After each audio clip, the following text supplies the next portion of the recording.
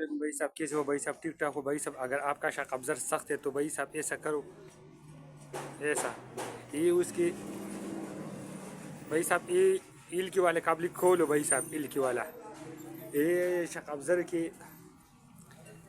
थोड़ा सा भाई साहब देख सकते हैं। इसमें सर्दी में आयल जाम हो जाए, इसमें इसकी वजह से शक अब्जर जाम हो जाए भाई साहब। सर्दी में उससे हवा निकलो और तो हल्का वानी आयल निकलो, इसकी वजह से आपका शक़ब्ज़र मुकम्मल तौर पर नरम हो जाएगी।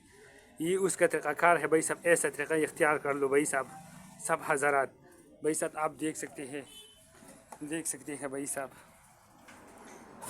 भाई साहब देख सकते हैं भाई साहब। ये शक़ब्ज़ सीढ़ी 70 हर किस्म मोटरसाइकिल की शक़ब्ज़र सर्दी में आयल उसकी जाम हो जाए, हाइड्रालिक या आयल मुबलिन उसमें जाम हो जाए।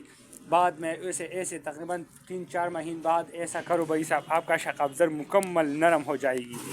ये उसका तरीक़ाकार है भाई साहब, देखो